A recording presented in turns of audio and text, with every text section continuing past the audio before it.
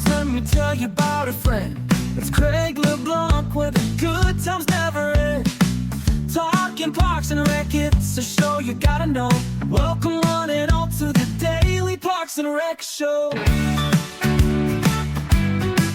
It's the Daily Parks and Rec Show. You have to be able to get along. You have to be able to want to show up and want to do a good job. And you've got to feel comfortable around the rest of your team to ask for help. Trust them if you step away for vacation or something that they feel comfortable filling in. That camaraderie and the different team building that we do. I think that's what I was looking for, is people who get along. And because like I said, we spend a lot of time together. There we are. We are live again. This is the Facilities Maintenance Show. We have been trying to launch Facilities Maintenance Show regularly at this time, Monday through Thursday, but we have just been swamped trying to get all the back end put together. But we finally found a great guest for Facilities Maintenance because he's the superintendent over at Grimes, Iowa. How are you doing today, Alex? I'm good, Craig. I'm doing really good. Yeah, thanks for having me on. And yeah, I'm glad I can kind of kick back off the maintenance side of everything here. So that's it. This is the most important side of Parks and Rec, because without y'all, the whole thing just kind of falls apart. Yeah, that's what we like to think, anyways. Y'all are like behind the scenes, making everybody look good. Yeah. All right, so we'll go ahead in a second and press the promotion for this very show, the Facilities Maintenance Show. We have a little commercial for it, and we promote this show on the other shows as well. So I guess we should actually produce the show if we're going to promote it. And then following that, we're going to promote Outdoor Link. They're one of our big sponsors, one of our earliest sponsors. They help cities become smart cities by connecting their entire city to like a cell phone, so that when you get that late Sunday night phone call that a coach left the lights on, you don't have to get out of bed or get out of your beach chair. You can just turn them off or even schedule them to go off at a certain time. And Outdoor Link facilitates that whole thing for like your water fountains, your splash pads, your sports lights, whatever you want, or your bathroom door locks, so you don't have people like camping out in the bathroom at 1 a.m. So, all right, Jovi, why don't you go ahead and hit those 2 promo spots, and then we'll start our conversation with Alex when we get back. Behind every thriving park, every safe playground, every event-ready field, there's a team working before sunrise and long after sunset. This is Facility Maintenance, the only show created for and by the unsung heroes of parks and recreation. Brought to you by DPRS Media Co., where real work gets real recognition. From restrooms to rec centers, HVAC to turf tech, we go beyond the job site into the heart of operations that keep our communities moving. Our mission? To elevate maintenance teams through stories, solutions, and shared experience. Our vision? A world where every facility crew is seen, valued, and fully supported. Each episode features operators, innovators, and leaders, sharing tools, tech, and tactics that make the impossible look easy. Facility maintenance isn't just a job. It's purpose, it's passion, and now it's a show. Facility Maintenance, where tools meet purpose, where work becomes legacy. In today's parks and recreation industry, communication, safety, and efficiency go hand in hand. That's where Outdoor Link comes in, delivering smart technology that empowers city departments and community planners to do more, smarter.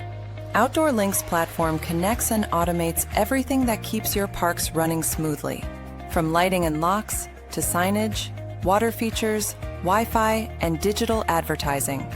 Control and schedule park lights for safety and energy savings. Remotely manage facility access. Update digital displays in real time. Coordinate fountains and splash pads. Provide public connectivity. And even run community or sponsorship campaigns on digital screens. All from one simple, unified platform, giving you real-time control, data, and cost efficiency. For parks and recreation agencies, that means safer spaces, smarter resource use, faster responses, and stronger community engagement. And behind every great park story is great infrastructure. That's why Outdoor Link proudly supports DPRS Media Company, helping the Daily Parks and Rec Show amplify the voices of professionals shaping our communities every day. Outdoor Link, smart, connected solutions for parks, recreation, and beyond. All right. Love that promo. Thank you, Outdoor Link, for paying the bills for us. We we couldn't scale this media company as fast as we could without their help. So everybody go out and buy an Outdoor Link unit. They're awesome. All right. So Alex, let's talk about the old days back when everything was paper, no software, no such thing as an iPhone, didn't have anything as a smart city or something like that. What was it like running it back then before all this tech just swarmed us? You know, it was a lot of connections, right? I think it's a lot of talking to your peers, talking to other professionals in the industry, and just trying to figure out what are they doing and how are they doing it. And it was a lot of, you know, just that open communication. And there's still that open communication these days where you really rely heavily on your peers and other professionals and different cities, different parks and rec departments as well.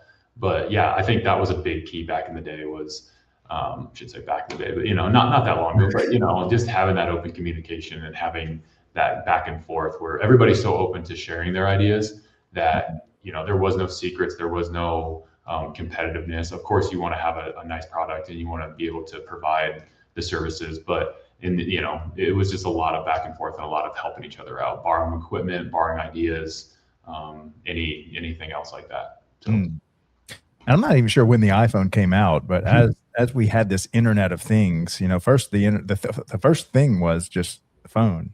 Yeah. Then we were able to text on it, and now we have all these app explosions. And so, I mean, I see Parks and Rec professionals now running around with their iPads and iPhones, you know, doing checklists on the playground that they do have an inspection. So, what were some of the first tools y'all incorporated?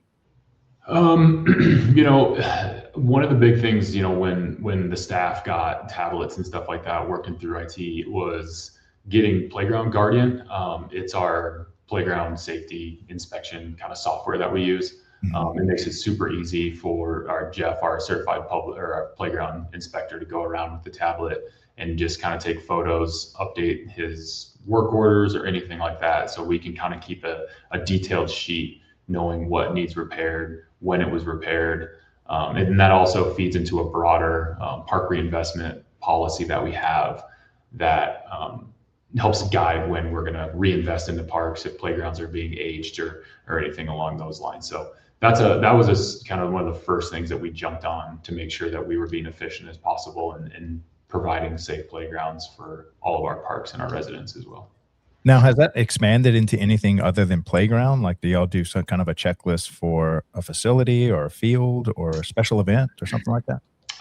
Yeah, a little bit. That software is geared towards playground safety and the inspection itself. But we have also really worked with our GIS analyst, Greg, to really do different mappings and surveys through our GIS software as well. That also is very data driven in the fact it shows trail miles and the amount of open space in parks and chemical applications and all that stuff that really drives data that then the residents can also see, but also gives us feedback that goes into a broader, like overall data set. As far as like reservations and stuff like that, we use Civic Rec. They do a really good job of keeping everything kind of organized. Our schedule, the 3 different sports complexes that I manage or part of managing, that helps keep those schedules, those practices, those tournaments, everything pretty well aligned. So I can pass that along to staff for setup and tear down. All right. So how many software subscriptions do y'all have? I counted 3 so far. We have scheduling for staff. We have scheduling for events. I think there's probably 4. I don't think there's a ton. We have 2 robotic painters that we have subscriptions for. That's just a maintenance thing as well. But yeah, so I'd say 4 or 5 subscriptions just through the city as well. What do y'all use? What, tiny robots or turf tank or? Yep, tiny mobile robot. We have 2 of those. We have one that we use for our artificial complex, and then we have another one that we use for our other 2 natural grass complexes as well. Yeah, we like them a lot. They're really mobile in the fact that it takes one person to load it into the back of a pickup truck, and it connects to me being located in central Iowa. Obviously, a lot of agricultural fields and stuff like that. All of the combines and seeders and stuff like that, they use RTK. kind of like satellite system for their guidance and their GPS system, and that's the same system that our robots use. So there's a lot of coverage as well that we found with tiny mobile robots. Now, have y'all started looking at the autonomous lawnmowers yet? The little bitty ones or the big ones? Or Yeah. A few of our different turf shows, sports turf shows that we go to, there's usually a few of those there, and yeah, they're intriguing for sure. I think they have their place, especially with common ground, outside of maybe an athletic field or something where you can kind of just set it and forget it. But yeah, I think there's definitely a place for it, and I could definitely see somewhere maybe like a high maintained park or something like that. Be kind of cool to have one of those roaming around and kind of keeping it manicured if people would keep their hands off of it. But, yeah, they might run off with your little robot. yeah, right. Maybe some little alarm goes off when it's somebody's trying to set their newborn on top of it, or I don't know. Right. That's funny. I have a little granddaughter. She's Down syndrome, and she rides the little Roomba around. Yeah, we did that with our boy too. Yeah.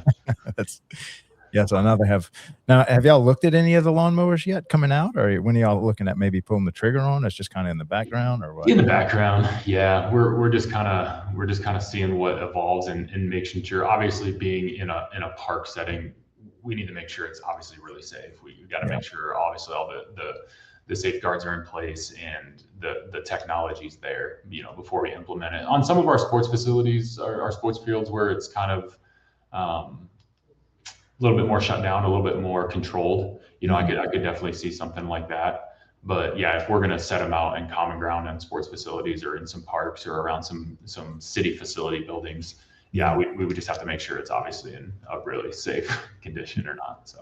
Yeah, I've got a shout out to Kim Bybee in Carrollton, Texas. They have like 8 of them.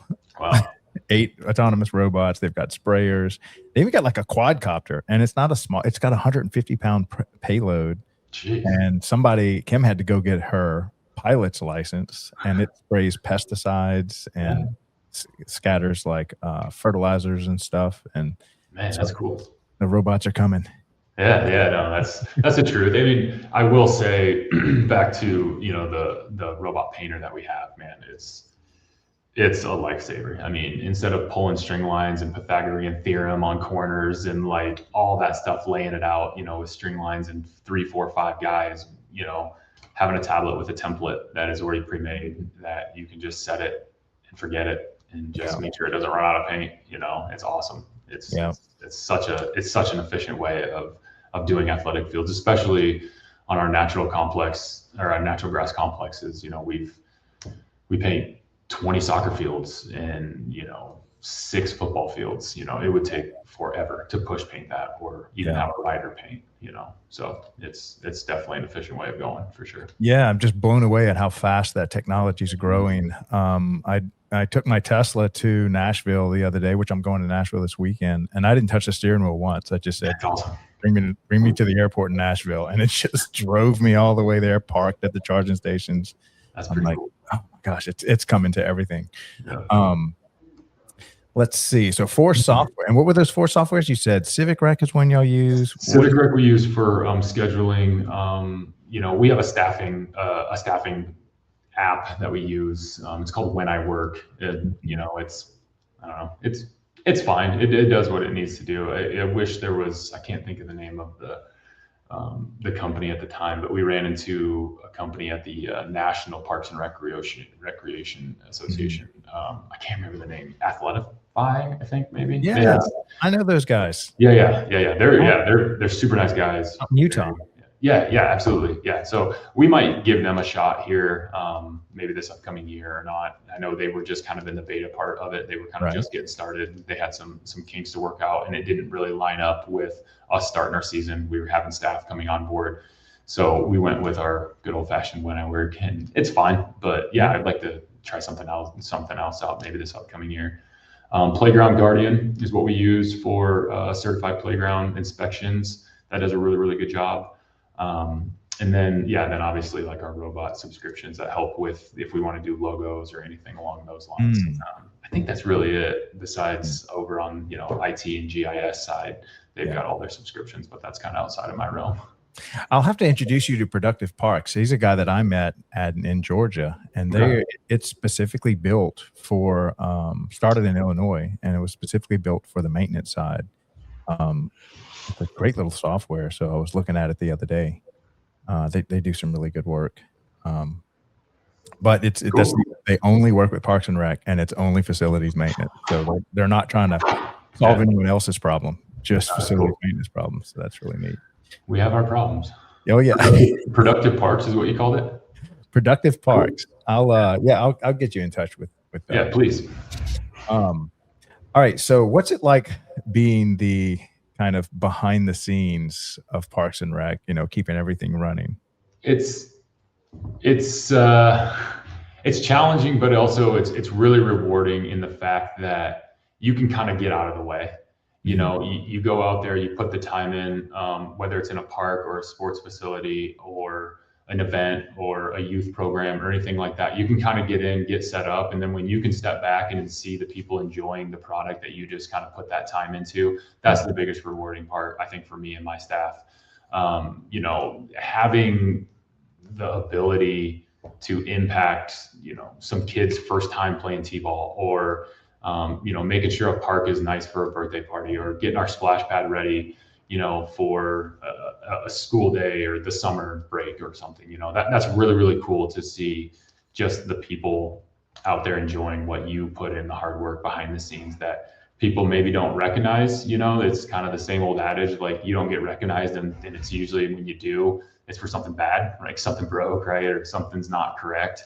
But yeah, that's the best part, I think, for us is we're not going to be the center of attention. We're not going to be out front, but just being able to step back and see people enjoy your hard work. I think that's the most rewarding part, for sure. Now, how did you get into this whole Parks and Rec mess? Well, I started in sports turf management. I went to Iowa State and got my horticulture degree, sports turf management. Just a fancy way of saying I know how to grow grass. And then kind of went down the sports field side, and what I've realized over the years through working in professional baseball, collegiate baseball, AAA baseball, high school baseball, and then now in the Parks and Rec, is what I was really gearing towards or feeling was exactly what we just spoke about, is that fan experience, and having like a kid come to a Red Sox game and seeing the field that we provided, or a kid and his father coming to a Mississippi State game and enjoying the product that we provided, indirectly, right? All we're doing is putting a fancy pattern in the outfield and making sure the dirt's groomed.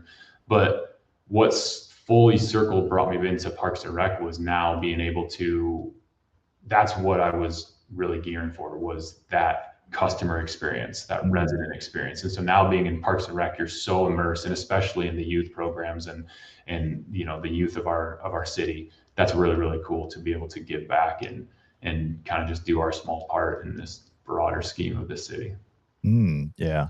It's now is there any kind of continuing education or thing that you do to kind of keep your keep the what do they call it? Keep the saw sharp? Yeah. Being part of organizations is huge, right? The IPRA, which is the Iowa Parks and Rec, the National Parks and Rec Association. Over on the sports field side, we do have the SFMA, which is the Sports Field Managers Association, along with our chapter, the ISFMA. Continuing stuff like that. We also have like our CEUs for chemical applications, and then I also am aquatic facility operator certified for our splash pad. So continuing that kind of certification just kind of keeps us sharp. Jeff, he has our certified playground inspector as well. So he has to kind of keep up on those CEUs and that continuing ed and stuff like that. But the non-official continuing ed, man, those conferences and those workshops, they're so valuable. Just talking to other people, seeing what new products are out there, going to some different seminars and how do they handle these different problems that maybe arise financially, or strategic planning or park planning and stuff like that, project management. All of that's so invaluable. Yeah. Now, what are all the associations that you would like to highlight aside from NRPA? Obviously, it's a good one, though, the state that y'all have over in Iowa. But isn't there like a big sports turf field? The biggest one is that Sports Field Managers Association. That's the national one. That one's really, really good. Another local one is the ITI, which is the Iowa Turfgrass Institute. Mhm. That hits all turf grass. So that's a golf course, that's sports field management, that's even lawn and landscape. They have a lot of arborists and stuff like that for trees. Iowa State University here in central Iowa provide the shade tree short course. It's kind of a hard thing to say, the shade tree short course, which is really, really cool seminar to teach all about obviously different trees and different arborists that come through the area, which is obviously a huge part of our industry, right? The Parks and Rec is all about green spaces, and people want to see big mature trees or new tree plantings, and you got to know how to care for those things. Yeah. Now, are you in charge of maintaining your tree inventory? Is that under your department? No, we work with Public Works with that as well. That's a collaborative thing. They do a really good job of being a part of. I can't think of it off the top of my head, but something with the DNR, the Department of Natural Resources, making sure that we have so much tree canopy, and if something comes down, then we put it up and all of that as well. Through our sports facilities, we do a lot of interplantings because we have a lot of ash, right? So the emerald ash borer came through really, really hard and knocked a lot of our trees out, or starting to knock them out. So yeah, we're working closely with Public Works to supplement different trees and varieties and making sure we have a good diverse canopy. Yeah, we did about 6 shows just on, and I really didn't even understand the scale of tree inventories that cities manage, and how they have like fleets of bucket trucks and chippers and arborists, that tree surgeons. And I'm like, man, and this is, oftentimes it does sit in the Parks and Rec department, or the utilities. Yeah. We have our kind of our sister city right next to us, the city of Johnston. Yeah, they're very heavily into like tree maintenance and stuff in their Parks and Recreation program, and it sounds like it's a lot, especially when you get storm season or anything along those lines. So it can be a lot. It can be a handful. Yeah. Here down in New Orleans, we have some massive 500-600-year-old oak trees everywhere, and it's just like the whole city's just shaded by them, and on all public land, a lot of public land trees. All right, so let's go into this this massive facility that you have, this 38-acre sports facility. Give us the story behind that. Were you involved with the construction of that, or it was already built by the time you came in? Or Yep. Really, my position was created for this complex. It is, if not the biggest, the second biggest multi-sport complex in the Midwest. Like you said, 38 acres total. We can do 12 full-on regulation soccer fields. We can do 18 baseball fields, kind of all at the same time. It's a massive artificial turf complex. And so from the beginning, my position was created to help maintain this facility, and then also the 2 existing sports facilities that was here in town at the time. But yeah, it's called, formerly known as the Grimesplex, us being the city of Grimes, but now we did take a title sponsor, so we're the Hy-Vee Multiplex. Hy-Vee is a local grocery store chain here in the Midwest. is it on your website? Or I'm trying to look it up and maybe show people. Yeah, I think it should be, or maybe I think it actually has its own website, maybe. What's the website? I believe it's Hy-Vee Multiplex. Hyvee. HYVEE. Yeah, because this thing is huge. Yeah, the Hy-Vee Multiplex powered by City of Grimes. Oh, the website is still grimesplex.com. Grimesplex.com. Yeah. This thing is beautiful. Grimesplex.com. Let me see. Yeah. Pull that thing out. There it is. That work for you? I think so. Yeah. That's a really good shot there of the on the first page there. Yeah, that's what she is. It's kind of the southern half of it's cut off there, but yeah, she's a beast. Let's see if I can pull this thing up. Where'd it go? Grimesplex. Shoot, I thought I just had it. Oh, there it is. Oh, there it is. Yeah, there she is. So you can see kind of the northern side of the complex there, where you have the brown infields. That's primarily baseball. And then you can see down on the southern end, that's primarily soccer fields. But we do have the ability, you can see on that southern side, we have our temporary fencing out there.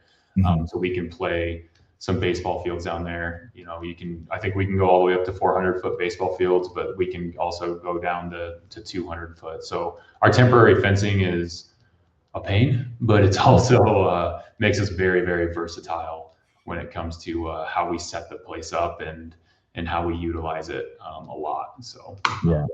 And then as we kind of touched on earlier, we have a robotic painter for artificial paint. So we actually do paint our artificial turf with some temporary chalk-based paint that we can do maybe smaller soccer fields. We can do our youth flag football programs. We've done street hockey. We've done a lot of different stuff out here with that robotic painter. And then we have a machine that goes out and then scrubs it right off. So that way we can kind of reset everything. So No way. Yeah, I've never even heard of that. So it's just like a chalk that goes down, and then you have a little machine that can go in. Yep, it's like a water-based spray chalk that goes through our robotic painter. So same template, same everything, so we can kind of get the dimensions, everything out there. And then our remover, it literally just looks like a zero-turn mower that instead of having blades to cut the grass, it's got a brush on it with some nozzles that shoot water. It's got two big water tanks on the front of it. And then on the back, it holds 5-gallon buckets of this cleaning solution. And so we'll go put that cleaning solution down, and then you lower down the brush, turn the water on, and it kind of flushes it and cleans it off. Yeah. No way. Yeah. Is that a Tiny Robots thing too, or is that another? No, that's made by Pioneer Athletics. That is so cool. But it functions same thing. It's an autonomous robot that just does all the work for you. No, it still takes a person. It's still yeah, I know. If we had a robotic one, man, we'd be in business, because it's slow going. You know, it's not like you're wide open mowing grass. You're kind of going slow, and you're scrubbing it off, and you're turning around and maybe touching it up. So there's a little bit of work involved to it. But man, that's a good idea. Like, we should run with that, because if we can get an autonomous paint scrubber, man. Like, we'll have to get with Tiny Robots. Say, hey, get with the program. You got a problem here. You got the solution. Absolutely. And so those black lines I'm seeing, that's a temporary fence that can be moved, correct? Yep. We have close to 1,000 temporary fence panels with, they sit on top of bases. I think we have like 1,400 or 1,500 bases that sit on there. And we hook, I think, 4 of them up at a time, and you can kind of hook it up to the back of a golf cart, and you can kind of drag 4 of them at a time. And we have a measuring wheel that we go to home plate or wherever, and we say we need a 300-foot field. We'll go to home plate, the point of home plate, measure it out to 300 feet. We'll set a cone down, and we'll do that for left field, left center, center field, right field. We'll set a cone out, and then the guys start dragging panels out, and they just get kind of Velcro together. They're nothing like heavy duty, but they're meant to hold up to the wear and tear of the game as well. So it gives us a lot of flexibility to do many different sports, age groups. We can do baseball, softball, obviously. It makes it really flexible and gives us a lot of versatility out there. So what kind of inspired y'all to make this thing? What did it cost y'all? How long did it take y'all to plan this thing? And then I think overall, fields alone, we're not talking, there are 2 concession stands plus our maintenance building on site. Fields alone, I think we were around like 28 to 30 million. Wow. It was just a drive for youth sports. There's just such a demand, especially in the Des Moines metro. It's just a lot of youth sports, and we found an opportunity and worked out with a landowner where he was able to kind of provide the land, and we would now run the complex. And it is kind of rare for a city to run a complex this big. Usually it's a private venture that has kind of helped with the city, but the city of Grimes, 100% runs this facility. It is proprietary, so it runs off of revenue. So no taxpayer money goes to my operating budget. It is 100% off of what we take in from rentals, sponsorship agreements, our concession stand agreement. So all of that as well. So it's pretty cool to know that like it's kind of ran just straight off of what we generate in revenue. And so what's y'all's yearly revenue on this thing? Last year we did 1.2 million, which was, we were projected, or we wanted to be around 800,000 or 900,000. So between sponsorships and rentals and all of the other stuff, yeah, we did 1.2 million. So it was a very, very successful year, and we're kind of shooting for that 1.2 to 1.4 million for this upcoming year as well. Any idea what the revenue generation is with this thing running, like hotels and tax revenue that it brings as economic? I don't. Man, the amount of foot traffic that coming, because we hold national tournaments. We held the National Senior World Series, a slow pitch World Series last year. That was really, really cool. It was a 2-week event every single day, every single field rolling, man, with slow pitch softball. Driving that kind of visibility to our city and around this area. It was awesome to hear other businesses, our hotels, all of that. Yeah, it's a big driver. And then what we do also is we'll couple our other 2 complexes, the 2 natural grass complexes, and we'll have all 3 rolling on a weekend. Wow. Yeah, all day long. So you can't see it, but right off this picture to the right-hand side there is wide open, land for development. And the plan is to kind of make, more hotels, more shops. It's going to be more of like a business district with, some strip malls and restaurants and brew pubs and hotels and all that really, really cool stuff. So there's a long-term vision for it. This was the first step to get it implemented and get the groundwork put in place. And now we're on our 3rd season, and it's been nothing but positive and a real success story so far. Yeah, and this is a big deal for a city of y'all size, because y'all are around 19,000 people? Yeah, probably 18 to 19,000. We're currently going through a census right now, so we'll get some more accurate numbers next year. But we're just under 20,000. So wow, fantastic. Yeah. Okay, so we're at the halfway point.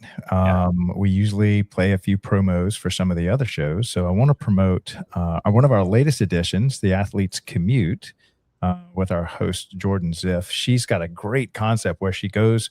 Imagine your favorite professional team, and someone goes behind the scenes with one of the big athletes, one of the female athletes, and just on the way to practice, on the way to the game, you kind of get a backstage of what it's like to prepare for a game. And so we help produce The Athlete's Commute with Jordan Ziff. And then after that, we'll play the YPN, our Young Professionals Network show that's now at 5 p.m. on Thursdays for young people getting into Parks and Rec industry. So Jovi, if you want to go ahead and play those 2, and then we'll come back and finish up our conversation with Alex. Before the game, before the lights, before the pressure, there's a moment most people never see. Welcome to The Athlete's Commute, a podcast distributed by DPRS Media Network, co-produced by Her Sports, and hosted by Jordan Ziff. Each episode, Jordan gets behind the wheel, driving athletes to practice, to training, to game day, while getting to know who they really are beyond the jersey. The mindset, the grind, the sacrifices, the moments no one talks about. No scripts, no filters, just real conversations in real motion. Because every athlete has a journey, and every journey deserves to be heard. This is The Athlete's Commute. Buckle up. On the Daily Parks and Rec Show, we bring you the real stories of tomorrow's professionals. People shaping the future, one idea at a time. Meet the very first DPRS interns to officially host their own segment, Aiden Tierney and Michael Morrow. With curiosity, passion, and a fresh perspective, they're stepping into the spotlight to lead meaningful conversations with today's rising leaders.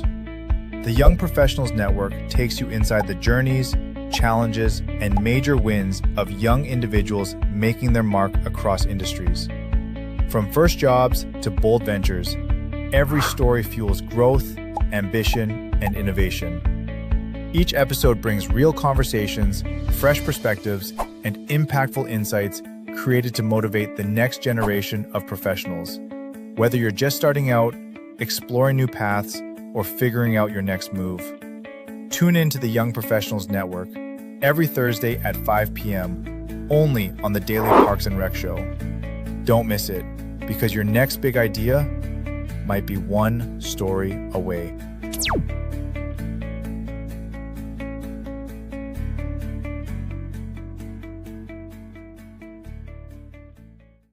All right, good transition on those two, Jovi. So those two shows are coming out real time now. YPN is every Thursday. Been doing that for a while with our two interns that are now graduating. So we're going to have two new interns coming in.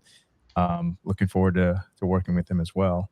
All right, so let's get into the conversation around the pros and cons of natural grass versus turf. And then hopefully you'll be able to not show your bias too much over there. We'll try.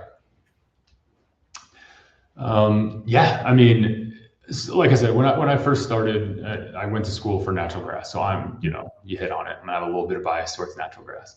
There was a lot of talk around how to implement artificial turf into our industry when it really started getting popular. And what, to back up, so that organization I'm a part of, the Sports Field Managers Association, it used to be called Sports Turf Managers Association. Well, a lot of people, maybe outside of our industry, they correlate turf with artificial turf, where in our world, turf is natural grass, is what the athletes play on top of. So, that just tells you right there the impact that it had as a national organization changed its name from Sports Turf Management to Sports Field Management Association. So it definitely has its place. It was kind of like a push and pull there for a little bit to say, like, no, natural grass is the way to go. That's the only way to go. But, artificial turf has its place. I will say that now, obviously being in charge of one of the biggest, artificial multi-sport facilities in the Midwest. You kind of come around to it. You kind of have to, because there's a lot of pros to it for sure. There's cons to it too. The argument that it is maintenance free is just false. It's not true at all. It takes my crew a lot of work to make sure that the turf is safe and playable, just like grass and dirt. What makes it unsafe? Like, can you describe a scenario where unmaintained this becomes unsafe? If it's not groomed, you can get some of the crumb rubber and stuff like that. That's the infill that kind of holds it down, and that's kind of like the black pellets you see when you're watching like a national football game or something like that. Those can be unstable or uneven seams, really, where there's some colored lines or where two pieces of turf come together. If those start to pop up or they start to, that's obviously like a tripping hazard or things like that. There's a lot of impact testing as well. It's got to be soft enough so if a football player or a soccer player, someone falls and hits their head, it's got to have enough give so that there's there's not some head damage as well there, and that's something that you have to maintain and be on top of at all times as well. High use areas, so batters boxes, around bases, goal boxes and soccer fields, stuff like that. Those get wore down. Those fibers, that artificial fibers, will start to break down unless you do a really good job of grooming, moving around that infill, and making sure that it stays playable. And Connor, who manages this facility here, he does a really, really good job of being on top of that. He's very meticulous about his batters boxes and his goal mounts and for soccer fields and stuff like that to make sure that they have the longevity, because turf is typically 8 to 10 years, and then you got to replace it. That's kind of the conversation that not a lot of people talk about. Is it's fantastic. It's, you don't have to worry about weather. You don't have to worry about rain. But man, that price tag, when it gets to 8 to 10 years, when it's time to replace it, there's a pretty good argument of what do you do with 38 acres of leftover plastic and rubber. You can't just go throw it somewhere. It's got to be disposed of properly, and that's one of the big arguments against it. Is when it's time to replace it, it's kind of a headache, and it's kind of a big deal. Now, I'm assuming that in your high use areas, before that 8-year hits, you've kind of got to replace patches and stuff and pull stuff out and put it new so it can go that full 8 years. Yeah. There's there's a few spots that you kind of have to keep your eye on. When this place was being built, one thing that I pushed for very heavily was removable batter's boxes. So Mhm. we have batter's boxes that are heavy Velcroed in down beneath. So we actually have templates. We can pull those out when they get beat down enough. We can pull that out and put a new one in, put the chrome rubber or the infill back on top of it, and kind of have it down there so we don't have holes or any type of safety hazard in place. So Now, yeah. what sits under the surface? So you've got obviously the part you see, the green part, and then you've got that what rubber? Yeah, How chrome thick rubber. is how thick is that? So I would say the fibers are probably fibers of the artificial turf. Ours in particular, there's a lot of different brands and specs and all that. Ours is like 4 inches long, and then the crumb rubber probably comes up till there's probably a half inch, a quarter inch of fiber showing. Underneath of that is just aggregate. It's just crushed rock that's been rolled and rolled and rolled and really packed down and super flat and tight. It's been graded to make sure it sheds water. And then around the whole entire perimeter and a little bit through the middle, there's drainage pipes that catch all that rainwater as well. But yeah, that's about it. It's literally just crushed aggregate with some carpet on top. So you don't have to put a watering system, but you do have to have all the drainage stuff because you still got to get water off the field, correct? Yep. Yeah. It's still, heavy rains, you'll get some ponding out there, but it eventually works its way through. There are some places that have water, like irrigation heads, really water cannons on their artificial turf, and that's just for heat management.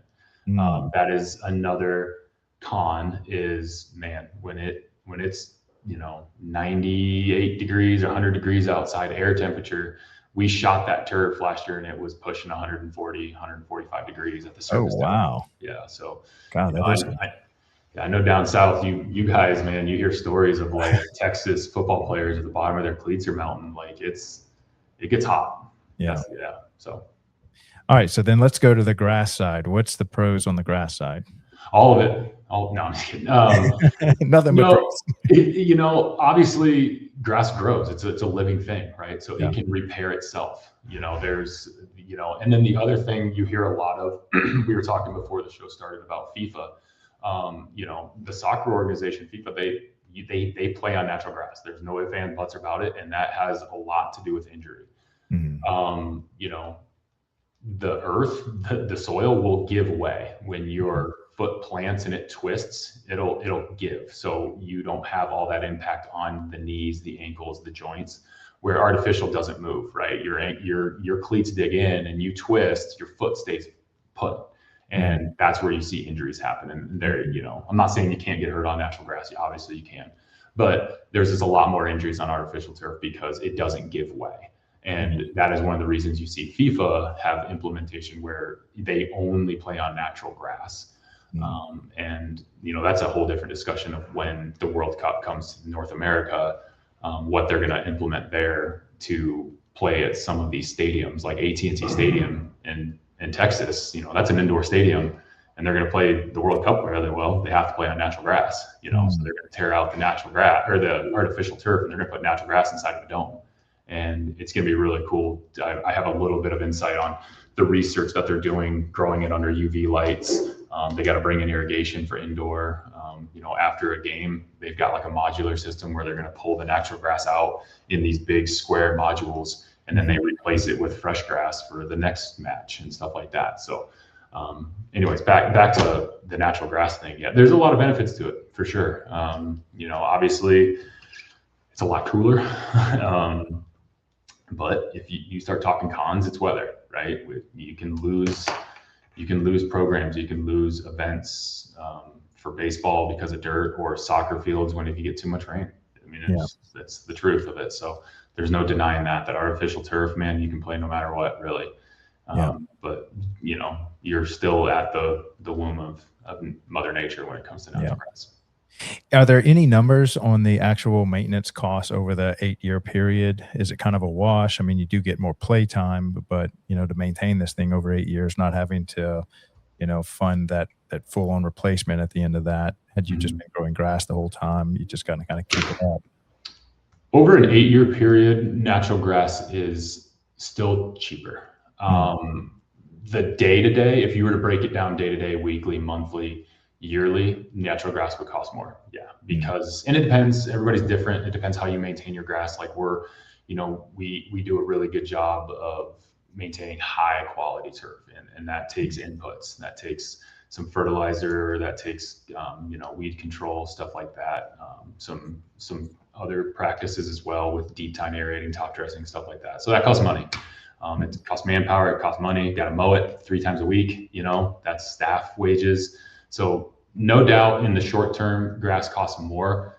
But man, when it's time to rip out that turf, one of those pods that you showed earlier, or that's what we call a pod.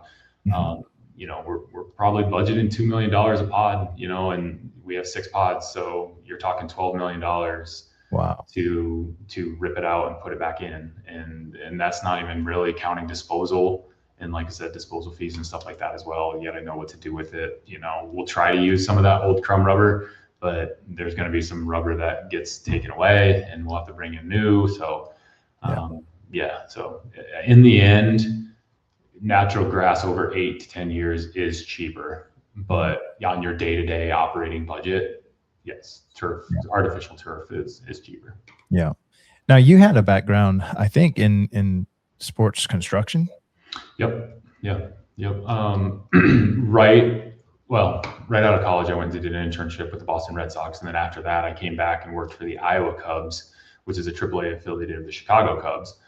One of their branches, if you want to call it at that time, was Iowa Cubs Sports Turf. And what we did was, did some sports construction, and it grew from there where we started building full-on fields, full-on complexes, stuff like that. So that was really, really cool. And that was a really good insight to see how does a sports facility and a sports field literally get built from the ground up, from an old cornfield up to a brand new AAA, Wichita Wind Surge, which is a AAA field that we built down in Wichita. So that was really, really cool to see that. And it gave me a really good insight to now get over on this maintenance side to really know the nuts and bolts of it, literally. Wow. So what was it like working for the Red Sox? That was cool. That was really cool. I was just, like I said, this is a young buck, this would have been in 2012. So, I was just straight out of college. I didn't even go to my graduation. I literally, the day after my last final, I flew out to Boston. They said, don't bring a car. They were like, don't worry about it. And we got put up at a house like a block away from Fenway Park, and it was cool. It was really cool. We had a really cool group of interns. I think there was 5 of us, I think. We all stayed together, man. It was a really good time. And then you hear, you learn from the head groundkeeper there and everything that he's gone through with, obviously this season, but there's so much more. There's concerts, there's always tours, there's events on the field all the time. And how does he manage to keep the grass at such a high level, but also still have, Bruce Springsteen was a concert that we held there when I was there too, where you have to put down the flooring, protect the grass, but then you pull it up and 3 days later you're hosting, whoever, the Red Sox versus Yankees, It was really, really cool. It was really kicked off my career in how to maintain and have high quality and have this an eye for that. Because again, you're taking care of one field. We had a crew of 20 guys, and we're talking one baseball field. So the attention to detail for that one field was incredible. And I've taken that with me throughout my whole entire career. Yeah, I had a chance to early when I started this show. The Atlanta Braves invited me, paid for me to go up there and see they had like an entire city built around the Atlanta Braves complex with restaurants and hotels all overlooking the field. And I was just blown away. I hadn't been in a professional sports field of that magnitude ever. That was quite a treat. And I'm sure the Red Sox is similar, huh? Mm-hmm. Yeah, absolutely. And then when you put in the history of Boston and the history of Fenway Park, for the maintenance side and the operations side, it kind of stinks because obviously everything's really old. Right. And they didn't, back in the early 1900s, they didn't think about maintenance. the maintenance closet or the maintenance area. We kind of just are underneath the bleachers, Right. but no, it was super cool. It was really cool to see the green monster. Our shop door is right there next to it. So every time you walk out to go out onto the field, you're right there underneath the green monster. It was really, really cool. Yeah. Yeah. All right. So let's get into your personal kind of why. Why have you chosen to dedicate your life to, being a superintendent of Parks and Recreation? Kind of what drives you? What's your purpose? Yeah, honestly, it was kind of what, circling this whole conversation back. It's honestly, I love seeing the feedback from the residents, indirectly, that they're not reaching out and being like, great job, getting the splash, but, no complaints is what we strive for. And, just seeing, like I said, out here, having the youth T-ball program or our Pee Wee soccer or, just seeing those kids show up and get to enjoy all the hard work that we put into it at our natural grass facilities as well. We have club baseball, club soccer, club softball, football, all of that. And to get the feedback from coaches and some of the different club members about how nice it is and how well, even you start getting into restrooms, like people just appreciate clean restrooms and the trash being picked up and the trash cans organized and not all over the place. Your chain link fence is fixed. Like it's little things like that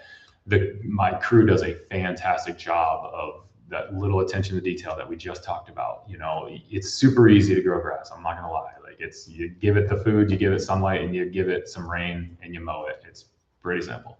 Yeah. But if you can do the little things, keeping it edged, keeping your sidewalks clear, your playgrounds in place, your, like I said, restrooms, trash, all of that, man, that's what makes a facility really shine without anybody seeing. They're going to see a tipped over trash can, but they may not see just a perfectly fine trash can, Yeah. And that's the biggest reason, is just seeing people enjoy the space that you put a lot of time and effort into without them knowing that you put a lot of time and effort into it. I think that's really, really cool and really rewarding for me and my guys. And I'm super, super lucky. I've got 3 guys that are full-time staff. Each one is at each sports facility, and man, they care more about it than I do, and they do a fantastic job. Making sure everything is, we're all in vision of a line of what we want our complexes to look like and our park system as a whole to look like as well. Yeah. It reminds me when you were talking, shout out to Karis Francesca. She's one of my daughters that was in ballet, and her teacher used to always say, the hardest thing to do is to make it look easy. Yeah. It's true. So let's talk about how you build your team. What do you look for in a good team member to kind of build out your crew? It all starts, I played collegiate baseball. I played all sports during my career. And so obviously, not to sound like too generic here, but a team, right? Like we probably spend more time with each other than we do our own families. I've got a wife and 3 kids at home. So it's, I probably see these guys more than I see my family. And that is the unsung or the unspoken part of the facility and the maintenance side of things, is you spend so much time after hours, weekends, some holidays, stuff like that, working for baseball teams. They always play baseball on the 4th of July, and so you're kind of there. So, back to it is, yes, a team, right? You have to be able to get along. You have to be able to want to show up and want to do a good job. And you've got to feel comfortable around the rest of your team to ask for help and trust them if you step away for vacation or something, that they feel comfortable filling in and doing a really, really good job. And so that camaraderie and the different team building that we do, I think that's what I was looking for, is people who get along. And because, like I said, we spend a lot of time together. Yeah.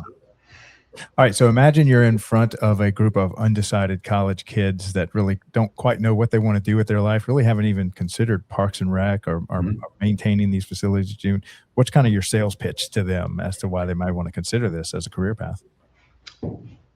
Yeah, I mean, if you're looking for nothing but praise, and you're looking for positive feedback, and you're looking for accolades, man, this is not for you. I think if you're a hard worker and it is public service, right? You are providing to the public. You are paid by the taxpayers. You are paid by the public, and you have to remember that is the residents and the public, they come first. You want to do what's right by them. Sometimes you disagree, sometimes you do agree, but in the end, you need to remember that you do it for the residents and for the community. And if you're in line with that, then I think you'll be fantastic at it.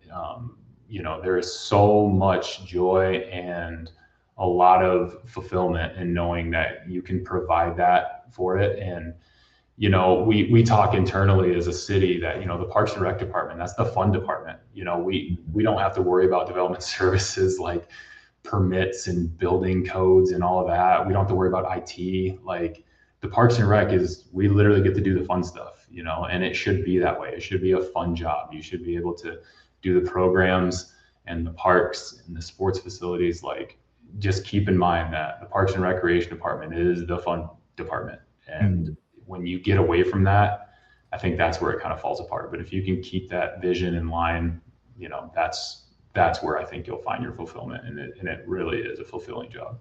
Fantastic. Okay, so we have a little tradition towards the end of our show. We had a guest, Justin Cutler. He runs the City of Atlanta Parks and Rec Department. And his question he left for you is, in a world of inauthenticity, how can you show up as an authentic person? I think the first thing is you got to know really what you stand for. I think you can't be authentic if you're wishy-washy in your morals and what you stand for, right? I think we get so caught up and maybe blown with the wind, but I think if you just stick to what your morals are and what you truly believe in, and then the first step is figuring out what that is, right? I thought I just wanted to do athletic fields, but what I found was I really like public service. I like giving back to the youth. I like giving back to the public. And when I realized that, on top of just a good work ethic that, came from my grandfather and stuff like that, you couple those two things together. And if that's what you stand on and that's what you're a part of, then, it's cliche, but it's not work. I truly enjoy coming to work every single day. Like, I get anxious on Sundays because I'm ready to get back to it Monday, and a lot of people probably are like, man, like some people are dreading Sundays, but I look forward to Sundays because it means I get to get back with the guys and I get to get back to work and we can keep plugging away and keep providing a better product. So yeah, it's full circle, just being authentic once you figure out what you are and stick to that. And, I think people respect that and they can tell when you're being authentic. I love that answer. Okay, so what question would you like to leave for my next guest? That's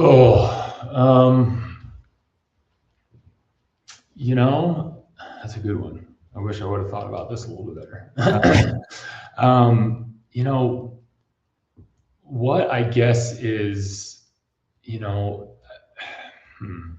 don't want to make it too descriptive but like, what would you say is the best piece of advice that you can give to your community members to have more engagement and buy-in in Parks and Rec in particular? I think that's a big thing we're missing. Everybody likes the Parks and Rec, but hey, man, we're hungry for information too. We want to know what the residents want and what they want to see, what they don't want. We have too many pickleball courts. Do you want more pickleball courts?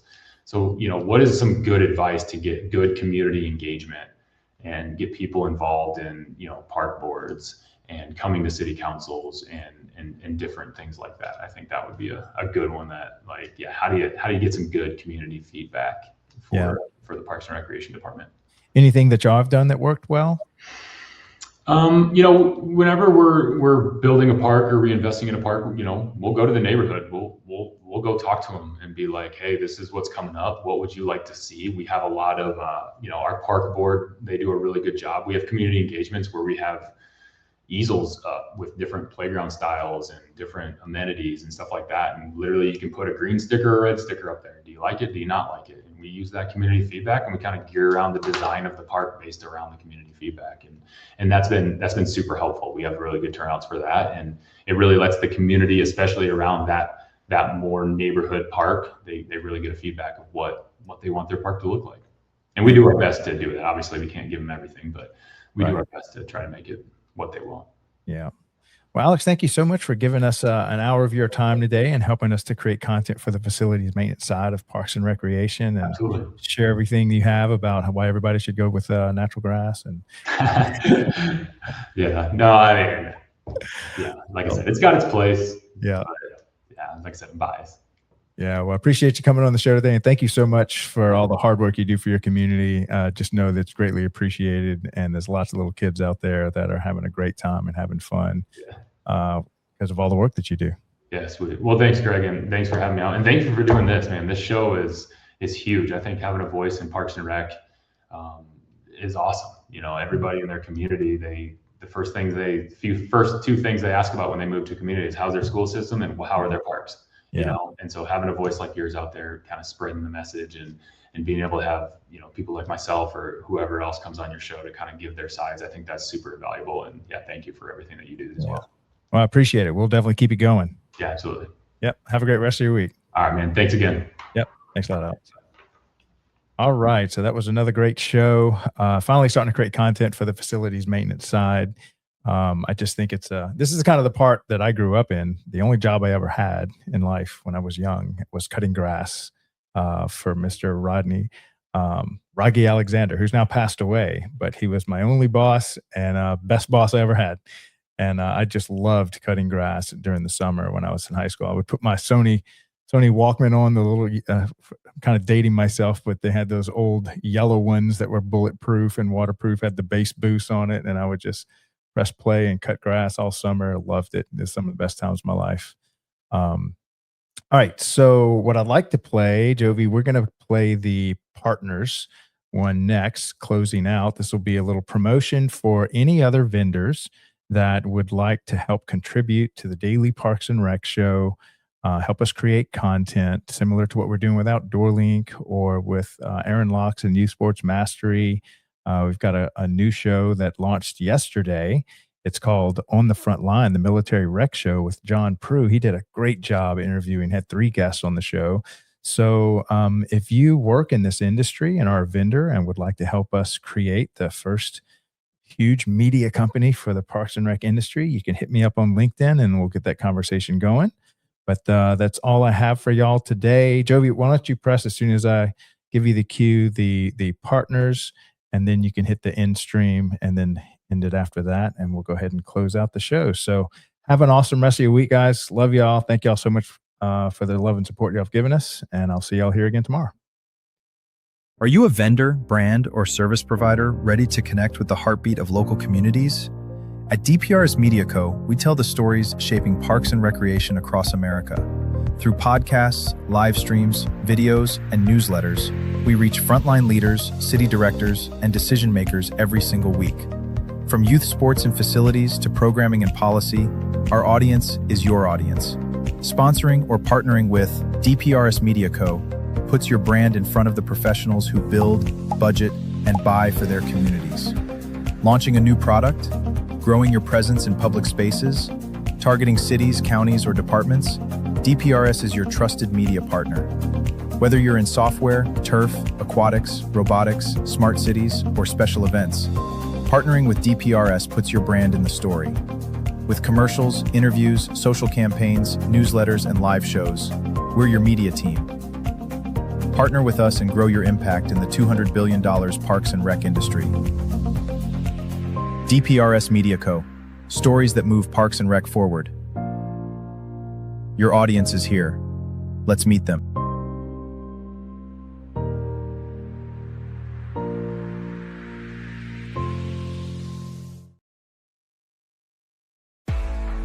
Welcome to DPRS Media Co., the first media company built for the people behind the Parks and Rec community. We don't just cover on Parks and Rec, we elevate it, we amplify it, we honor it. At the heart of everything we do is one mission: to serve the public servants, the professionals who design, maintain, and lead the parks that shape our communities. Under the Daily Parks and Rec Show, we produce 6 powerful platforms. Leadership in Parks and Rec, a spotlight on directors, superintendents, and visionaries shaping the future of public spaces. Facility maintenance, where the boots hit the ground, a deep dive into the systems, crews, and craftsmanship that keep our parks clean, safe, and beautiful. Young Professionals Network, shining a light on the next generation of Parks and Rec. Students, interns, and mentors sharing how we build a legacy together. Youth Sports Mastery, sponsored by National Academy of Athletics. This series is for coaches, parents, and rec leaders working to make youth sports fun, fair, and meaningful again. The Rec Room, hosted by the passionate leaders of Henry County Parks and Rec. This show brings frontline energy and real-life stories from the field. And the weekly Parks and Rec Post, our official newsletter delivering stories, insights, and community wins every week. We are DPRS Media Co. LLC, a media company with a mission to uplift the professionals who serve every community, every park, every day.